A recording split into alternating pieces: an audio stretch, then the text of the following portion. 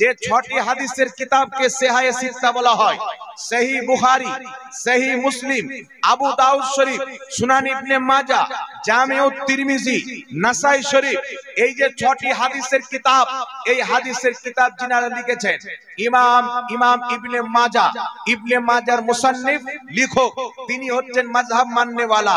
ইমাম তিরমিজি, তিরমিজি শরীফের লেখক, তিনি হচ্ছেন মাযহাব মাননেওয়ালা। ইমাম আবু দাউদ, তিনি হচ্ছেন মাযহাব মাননেওয়ালা। তারপরে চলে আসেন ইমাম আবু দাউদ সহ একাধিক ইমাম যিনারা হাদিসের কিতাব লিখেছেন, তিনারা মাযহাব মানতেন।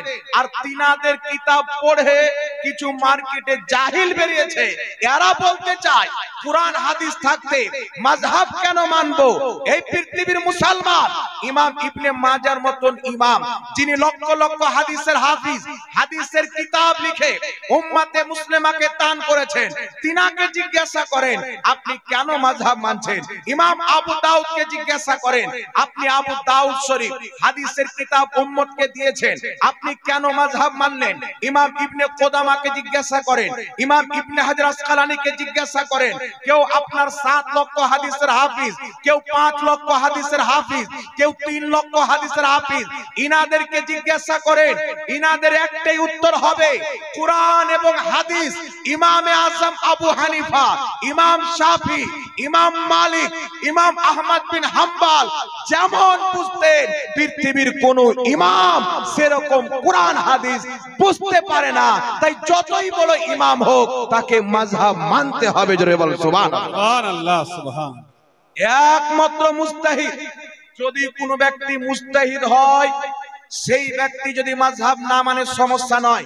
তবে পৃথিবীতে এখন কি কেউ মুস্তাহিদ আছে?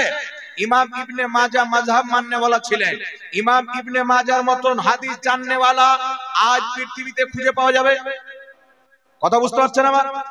একটা মৌলবীকে ধরেন, যারা বলে মাযহাব মানা যাবে না, এখন তো আরবি পড়ার ঢং নাই, দাসের বেটা, মুচির বেটা, খ্রিস্টানের বেটা কলমা পড়ে মুসলমান হয়েছে না টাকার লোভে মুসলমান হয়েছে আল্লাহ পাক জানে।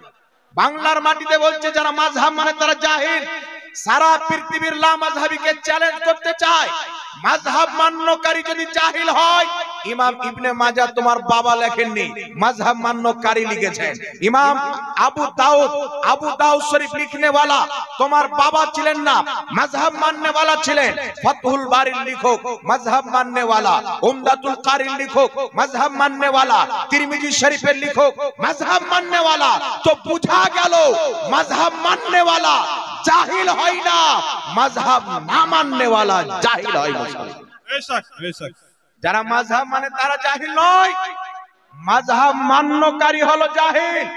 এই জন্য আপনাকে চ্যালেঞ্জ করতে চাই, যদি কোনো মৌলবী বলে মাযহাব কেন মানবো, তাকে আমার সামনে নিয়ে আসেন, আমি চ্যালেঞ্জ করলাম।